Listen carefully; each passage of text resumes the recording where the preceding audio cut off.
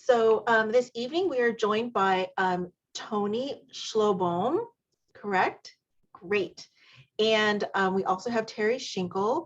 So Toni has a master's in education. I looked up your two certifications. You're a national board certified teacher and you're a nationally certified STEM educator as well, correct?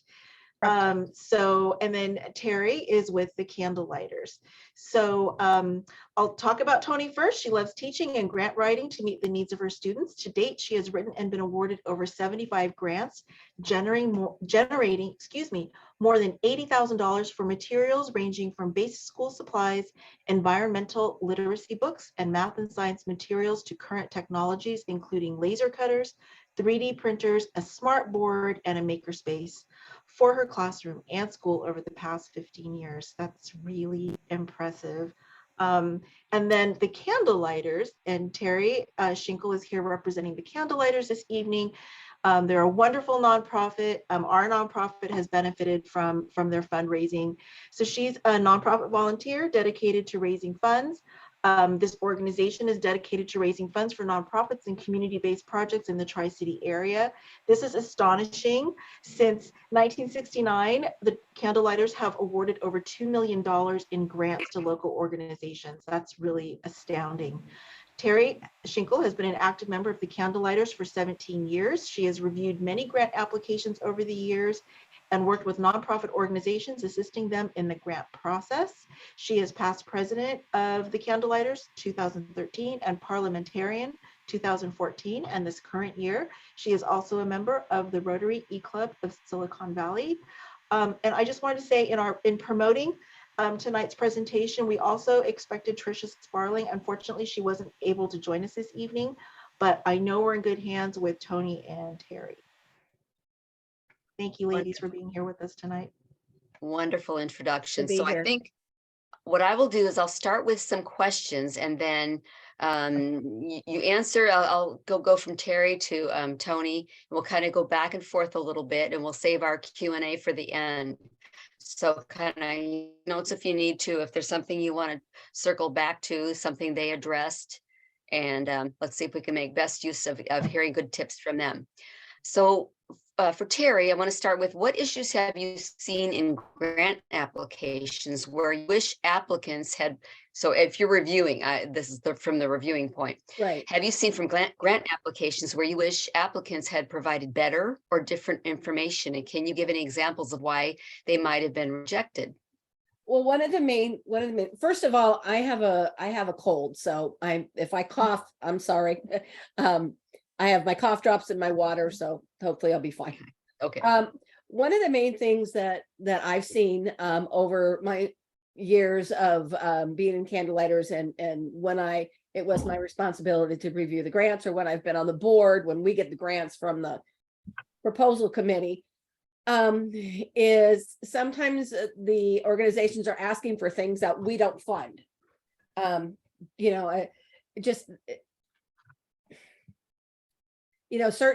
Certain things we don't fund. We don't fund consumables. We don't fund vehicles. We don't buy property, things of that nature. So if you just read the application really well and the rules of what we do fund and what we don't fund, I would say before you even fill out the application, just read everything first, so that you have all the information, so that when you submit your application, it is complete with your bids, your different estimates, whatever is needed. So just basically know what you're filling out, read it, figure out this is all the information that I need, get all that information together, and then fill it out. And don't send it in until it's complete. Okay, great. For Toni, I would like to ask you, what do you do to make your application stand out? You're on mute. First of all, I make sure I know my audience, like what Terri was saying, know who you're applying to and what they fund, because you don't want to spend all this time writing a grant and then having it get into the process and the grantee saying, or grantor say, that's not what we can fund. So you've spent all this time. And so know your audience is number one. And the second one is be prepared. And so I have, like, I don't know, you would use the word boilerplate earlier when we were talking. I have like a boilerplate of, what my classroom looks like and ideas that I might want to fund. I keep a constant list going of things that I think my kids need. But what makes my grants stand out, besides being specific and writing to the right grantor, is I think catchy names for my grants. I have a lot of fun with coming up with names for grants. So I was taking a look, like I have Class Science Investigation, CSI, Forensics at its Finest, and it was a fingerprinting kit and a mock blood test kit and a footprint analysis kind of a thing. Engineering Our World in 3D with MakerBot, those were for 3D printers. Spheros and Drones, oh my, for my robotics class. Improving fitness and safety while taking the field. And so just, it was for baseball supplies. And so we play baseball every Thursday with my class. And so I have enough mitts for all the kids to take the outfield. And so, depending on what you're needing, coming up with something catchy, not too long, no more than 8 words if possible for a title. And I think I like the catch. I think catchy names have something to do with it. I don't know for sure, but That's great. I like that. Being specific as you're writing. Nice, good tip. So back to Terri. So what sort of information would be helpful for you to see on websites when you're checking out applicants? So you get the application, you're doing your homework, go to the website. What type of things have you seen that really caught your eye and you thought was beneficial? Basically, pictures. I like pictures because it gives you a really good visual of what what the organization is. Just a lot of information about it. How did you start? Who founded it? How long have you been a 501c3? Just knowledge, just what are you all about? And what other, maybe a little blip about what other organizations have you worked with? Good. All right, I'm going to add both of you on there. So Tony, if you've made a goof, what would be a goof that you've made early on in the grant application attempts, and what have you learned?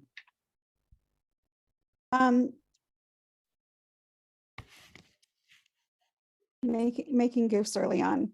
Probably not being as specific as I needed to be with my first few grants. I think I was awarded the first few grants that I wrote, but I feel like I could have done a lot better. I always proofread several times before I publish, and I still find myself, missing a the or an and or something now and then. So I'd say just proofread as much as possible and make sure you have all your data correct that you're going to post in a grant. Good, thank you. So Terri, general tips, other types of things like what would you give, like a deadlines, submission timeline, website updates, be sure to don't do. So every year we have the same deadline. So Candlelighters, all of the grants are due between, you can start submitting them on January 1st up till April 1st. We accept the first 10 that we review. And if one of those doesn't cut it, then we will take the 11th. So we date and time everything that we get. If I have something left on my doorstep, if I have an application left on my doorstep, I take it. And my kids know when they were living at home, date and time it of when we got everything.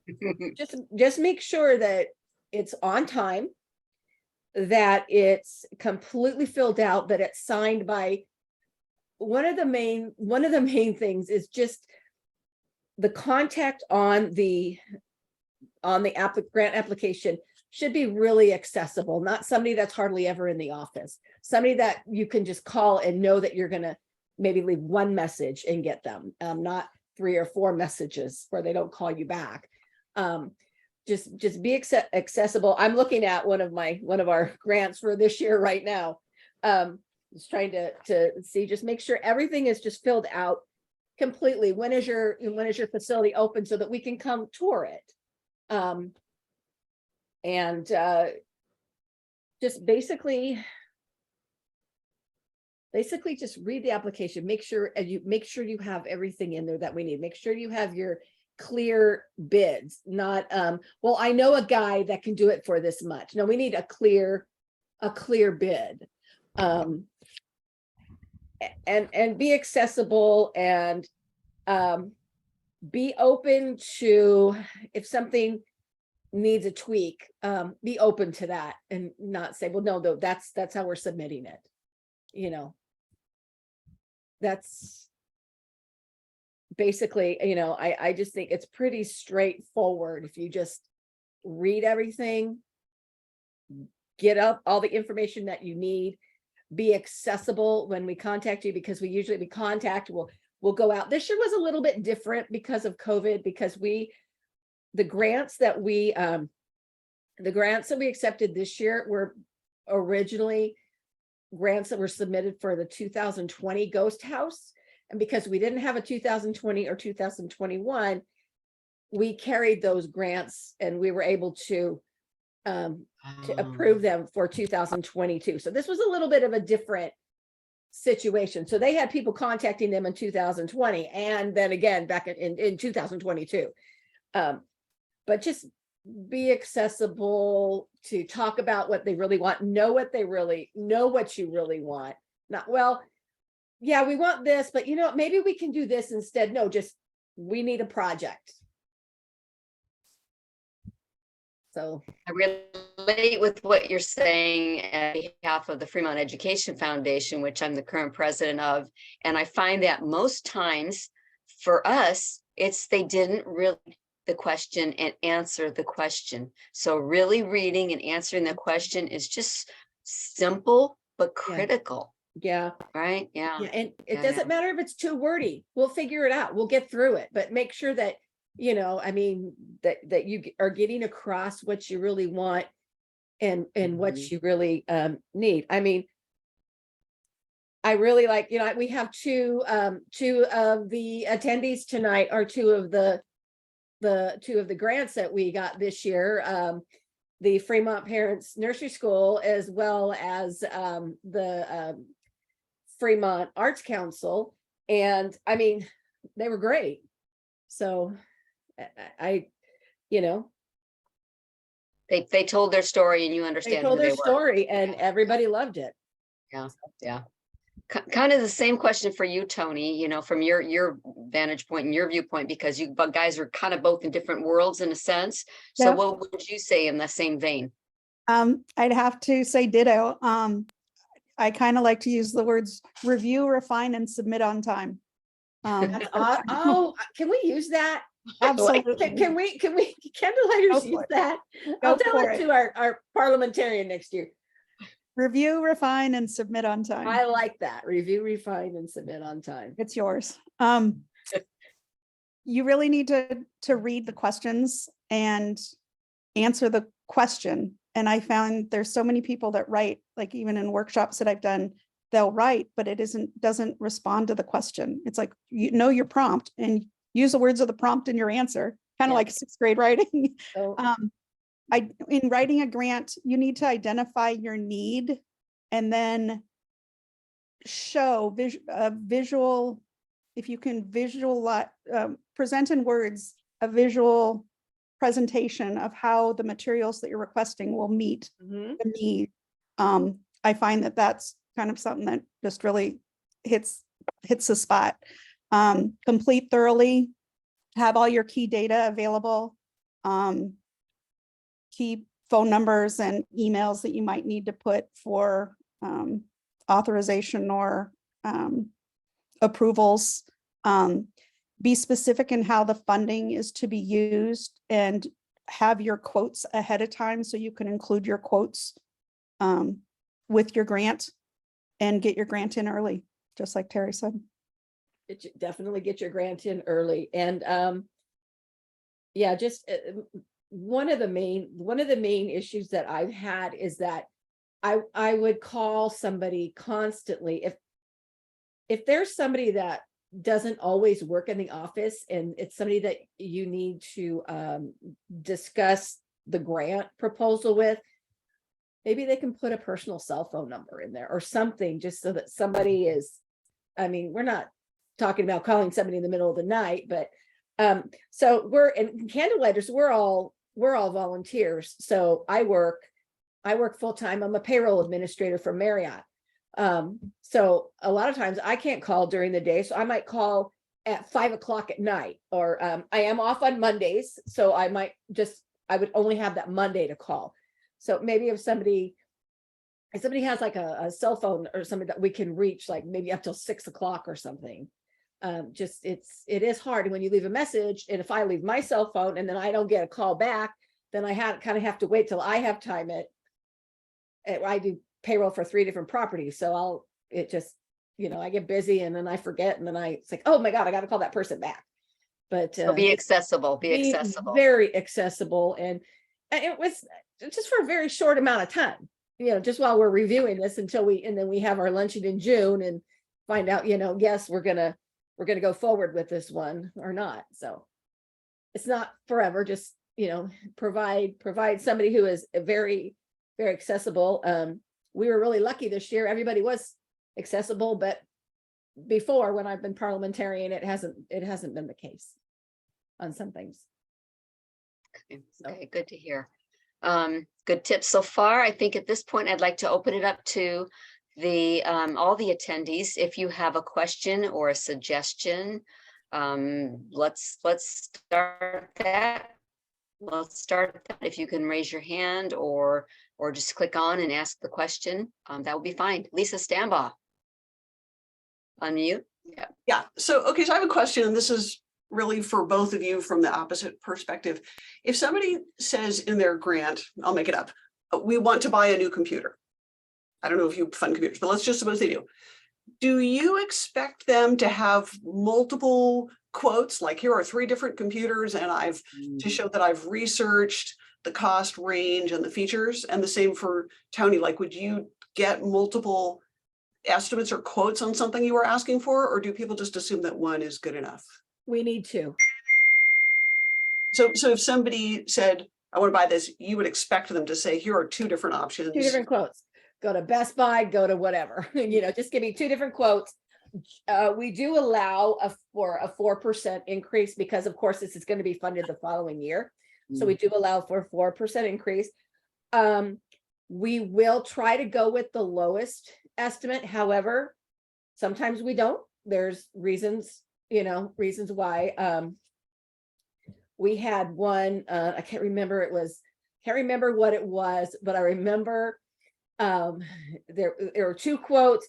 One was one company and one was the shed shop, and they went with the shed shop because it was local and it would serve more of the local community than this other national thing. But there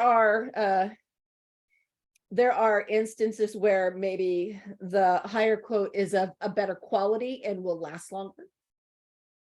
So we do look at that, and Candlelighters doesn't fund computers though, but if we did. I was trying to come up with an example of something where they have to come up with a dollar amount. Yeah. And how do you know if it's the right? Yeah. You only have one. What we're kind of up against now is Amazon, because before, we would pay the company or the nonprofit would submit the bills to us and we would pay directly to that vendor. But with Amazon, our treasurers kind of had to come up with some whole new ways. now with people can get things from Amazon. So that's one thing when I'm talking about writing a grant, that you make sure that you include 10% tax on top, Mhm. to make sure that you include, if they're shipping and handling, that it's included in it as well. Because you don't want to be awarded an item, a grant that covers materials, and you have to come up with the tax and shipping and handling yourself. And labor. We need Yeah. to have the labor included in there also. And then we add 4% for inflation. Great. So, but yeah, don't forget the labor. And Some of the grants that I've written have been awarded through LAM, local business, Next in Ardenwood, Fremont Ed Foundation, but most of the grants I write are through Donors Choose, and they provide vendors that are preferred vendors for you to select from. Nice. And last week on Giving Tuesday, I had 3 grants funds to the tune of about $2,800. We like it in Candlelighters. It's great if we can get like a local company, Mhm. or a mom and pop shop or somebody, just I to try love to that. keep- yeah, just to try to keep it within the Tri-City if we can. Kind of Awesome. support our own. okay, good to hear. Good to hear. Diane Shaw, and then I think we had Kristen had her hand up as well. So Diane. Thank you. I actually have 2 questions for you, a little bit related, but the first one is, when you guys are reviewing grants, what are your thoughts? Because I think Terry mentioned something about on your website, you should show who your partners are and stuff. So I guess my question to that was, do you guys look at that from the standpoint of just who we've done business with? Or if we talk about some of the different organizations that have provided us grants, do you look at that and say, oh, they've got enough money, so we're not going to do this? We don't look at it that way in Candlelighters. Okay. We don't look at it that way at all. We just want to know. So like one of the questions is what on our grant, I'm looking at one right now. What organizations have you funded and have funded you in the last 3 years? We just Okay. want to know. We just, Okay. but no, that doesn't, I mean, no, that doesn't have any effect of you have, you have enough. decision. No, it does. Yeah. We just want to know. you know. Yep. Okay. And then the second one really was around some of the projects, like for us, as an example, we have some really major projects coming down the line. And the money we need is a lot of money, and we know we can't ask for that from one place. So we're trying to figure out how to break that apart.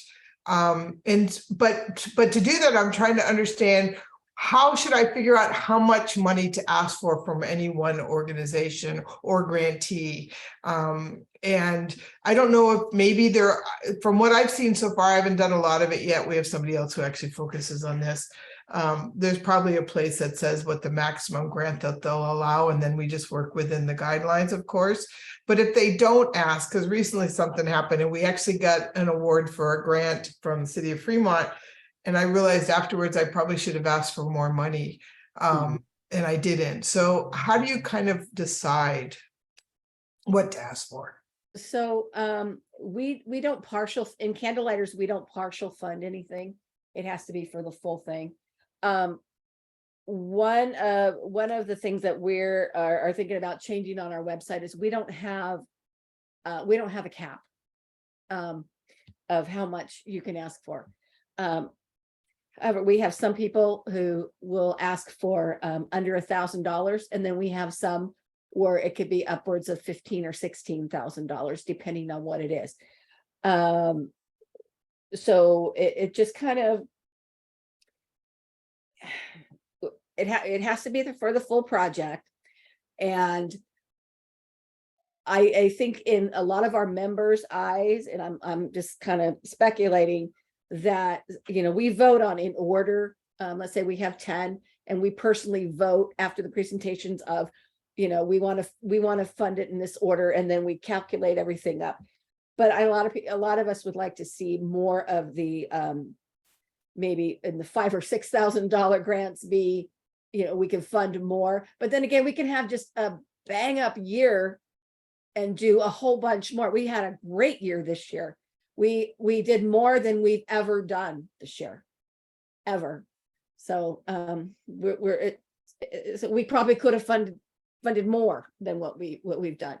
But we never know. It just depends on how much we earn, we make at the ghost house. Once we Right. get everything in and we pay all the bills, we're just in the process of finishing paying the bills so that I could call up we only had 5 this year. I can call up the 5, the 5 organizations and say, okay, come to our luncheon. But until all the bills are paid, but we're working on that as an organization on trying to maybe put some kind of a cap on our application process, but we don't have one right now. Well, it sounds like what you're saying is also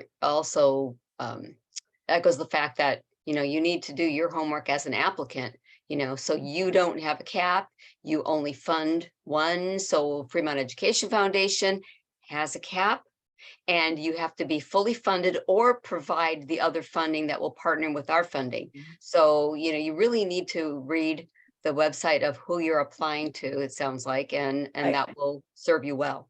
I would like to, one caveat to that is we did a 5-year plan with the city of Fremont, where for 5 years, we the first $15,000 for 5 years went to the city of Fremont for Aqua Adventure Water Park. So that was a big city project. So, but that's not normal. And I think we did the train might have been over 2 years, but those were big city projects. And considering we have sole use of the carriage house for that time, I think we could do that. That was the city vision. Yeah. Yeah. Okay, I think Kristen, did you have your hand up? And then I think Olga. I did, and I was going to put it down because you had answered my accommodation for inflation question, but my other question has to do with process. And Terri, you've spoken so much specifically to candlelighters, of course, and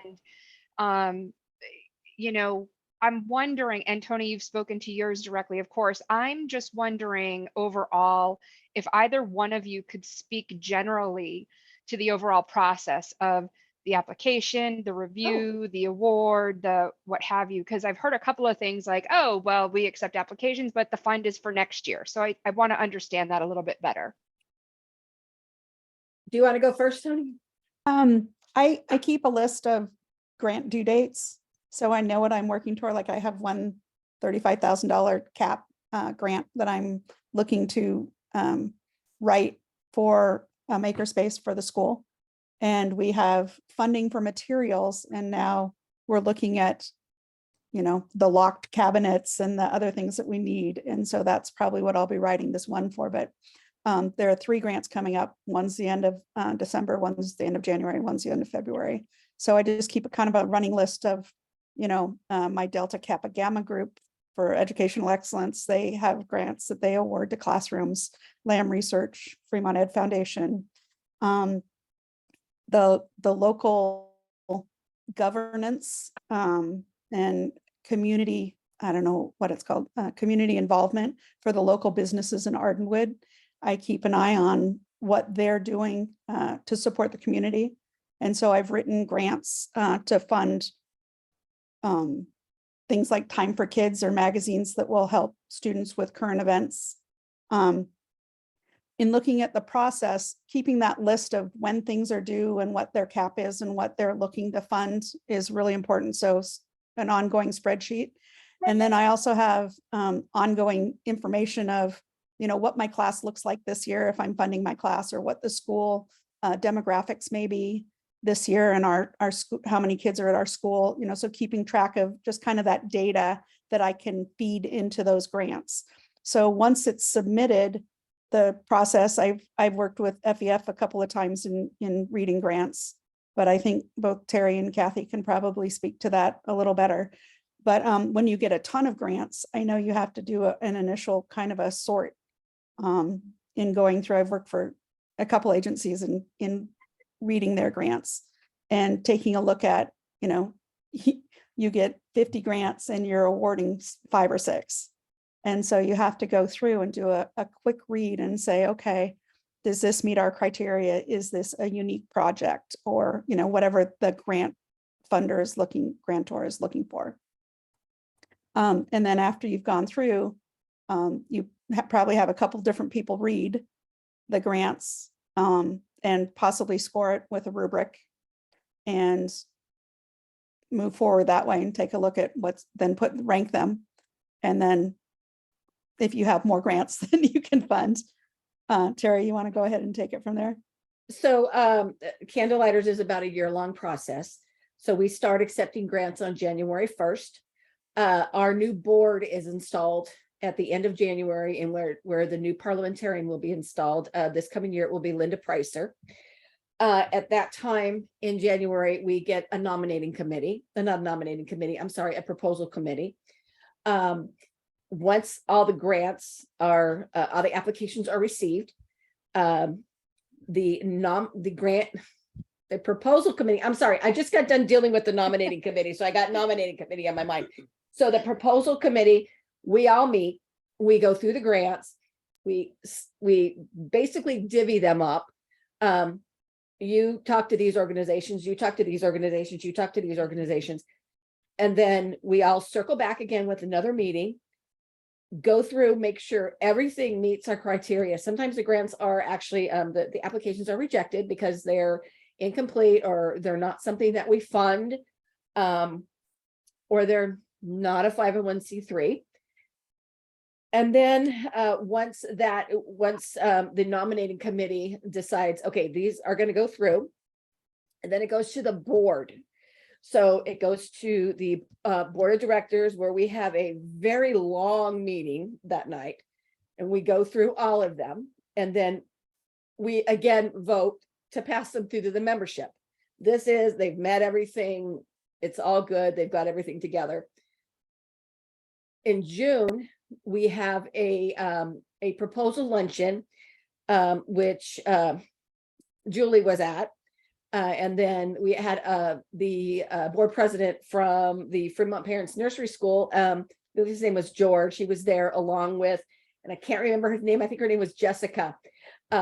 She was, and everybody presents. They have like a science, the science project boards with everything on it, and everybody kind of has pamphlets to hand out to the members. They talk about their organization. We have lunch there. The organizations present to the membership. They present their project to the membership. Once that's done, then after our guests leave, we have a meeting. And we talk amongst ourselves, and if we have any internal questions that we want to talk about, and then we all vote. We have our ballot sheets, and we all vote, and we all stay, and we have people, and I was one of them, tally those up, and then we have our 5, and that's in June. Then I send out an email, because I'm the parliamentarian, to the 5 organizations. This is the order in which we are funding. Then we have our ghost house. And we try to make money. We try to make as much money for the community as we can. We are now, our ghost house ended. It was the most successful ghost house we have ever had. It is, we were in tears on the 30th. And I still want to tear up right now. This is the first year that we actually accepted credit cards. It was fantastic. It was fantastic to see everybody out there, all the kids out there in their costumes and the parades and the happiness again. So right now we are paying the bills. All the bills are being paid. All of us who personally went out and purchased things, we've all got our reimbursements. Yeah. So now we're waiting for, we're getting the big trailers off. We had some repairs that had to be made on the trailers, so they were a little late in getting them off the property. And so I should be making some phone calls by the end of December, first week in January, to our organizations to say, come to our lunch.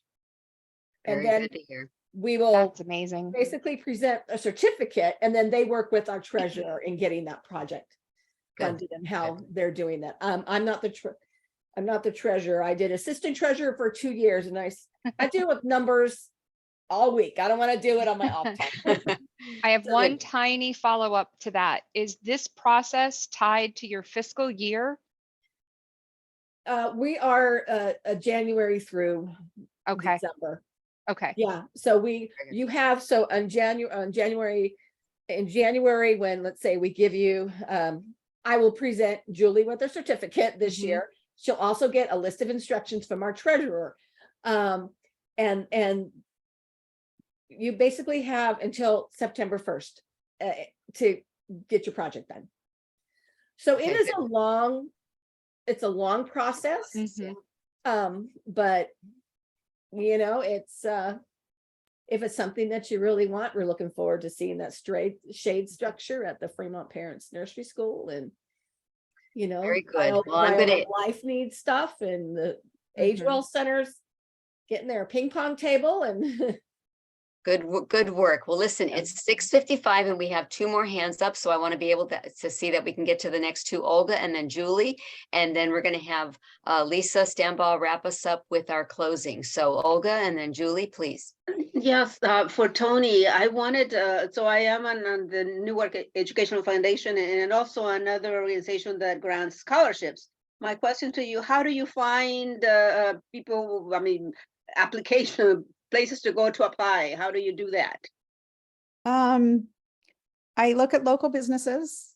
I go to grants.org. You can look at educational grants, go to NEA, CTA, the National Education Association, and California Teachers Association. Mhm. And there's a lot of, just type in educational grants.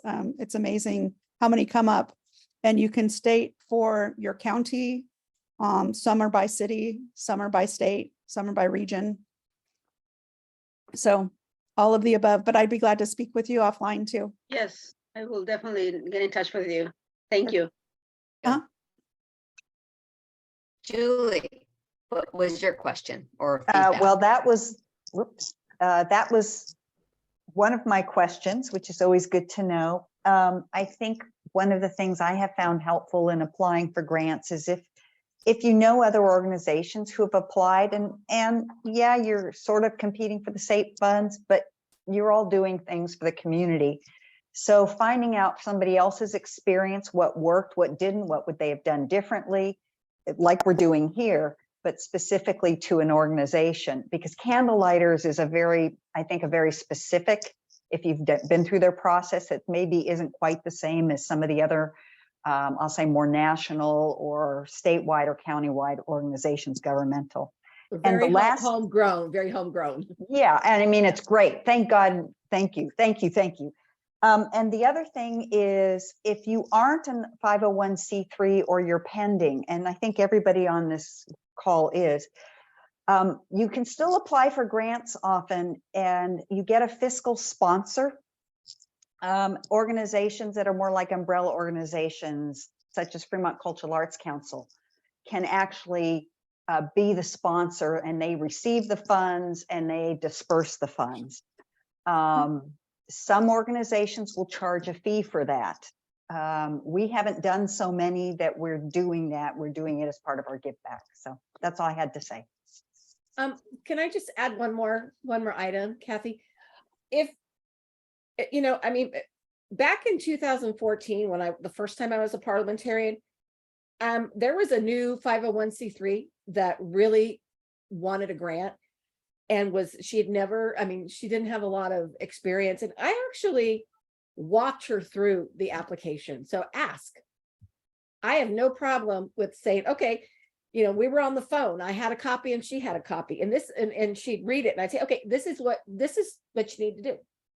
This is what that question means. So just ask.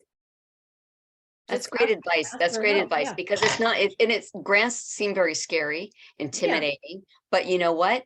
We're all people. Mhm. We all have needs. Just ask for help. And something that I think that I'd like to mention before Lisa closes us out is that when we were talking for the summer, the summer of COVID, not the summer of love, the summer of COVID, when Tina and Lisa and I were talking and going over things, we just went, you know, yes, Fremont Bank funds you and you and you and you and you. If we work together, does that mean they're not going to fund you and you and you and you? No, we all do different things. And so this is one of the reasons that we wanted to bring this group, form this group, is to show that we can not be competitive, we can support each other, help each other, exactly what we're doing tonight. And the Fremont banks of the world and the owners of the world are still going to support all of us that are in this room that they already support. So it's not competitive, but we help each other, and that's why we started doing this. So with that, Lisa. Wait, can I just add something really quickly? Some of our attendees tonight, and thank you all for coming, made the comment that they have benefited from candlelighters and they're very grateful to the organization. And then Carrie Williams with Fremont Parents Nursery made a suggestion for a future talk or panel about finding grants and how to organize your grant writing process. That's something that I do a lot of grant writing, and you'd be surprised what you can come up with. Like for me, I'll do healthcare related grants. That'll start with simple a Google query. The other thing I wanted to add is definitely communicate. I think Terry made that really clear, and Tony as well. I have talked to Fremont Bank. I've talked to my contacts there, the Julie Zhu and Julie. The other Julie, I think of them as the two Julies, and I've said, I would love to fund this. Is this something that you would fund? Or I'd like to ask for some funds for something. What's the ballpark? What are we looking at here? And it's okay to ask those questions. So my 2 cents, and I would love, as I said, you can do grant writing, searches on your own. There's very expensive software out there. My nonprofit can't afford it, but that would be a good topic. So Kathy and Lisa, I said in the chat that we're meeting tomorrow night. We can talk about that. Good. Are we ready for me? Yep.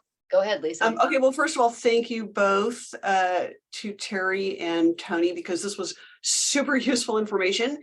Terry, I'll just remind you to remind whoever is in charge of the application that if you want it on your website, it has to come to me. Yes, I know. We do know that, and we appreciate everything you do for us, Lisa. Believe me, your name comes up a lot. We appreciate everything. Yikes. And so speaking of grants, more or less, we actually have a sponsor who granted us some money to, in the small ways, thank our guest speakers, because we do have a number of speakers that have come throughout the year. And so I will be in touch with both of you to give you the scoop on that. That was a really nice gesture from somebody last year who said, I'd like to fund something specific for your group. And so we had that.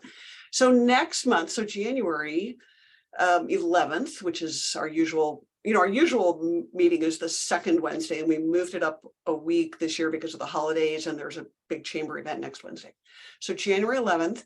And some of you already know that April in California is Arts, Culture, and Creativity, or Arts, Creativity, and Culture Month, ACCM, so throughout the state. And so Fremont is having a big program this year under an umbrella for ACCM, and we will have some people come and speak about what that means. So there'll be a number of arts-related events in the community, but performing arts, visual arts, cultural things, historical events that will all get the benefit of sort of being advertised under this umbrella, right? So we hope to bring, bigger audiences and more visibility to nonprofits in those areas. So we'll have speakers come and talk about that. And the website for that program, you'll be shocked to know that I'm in charge of the website.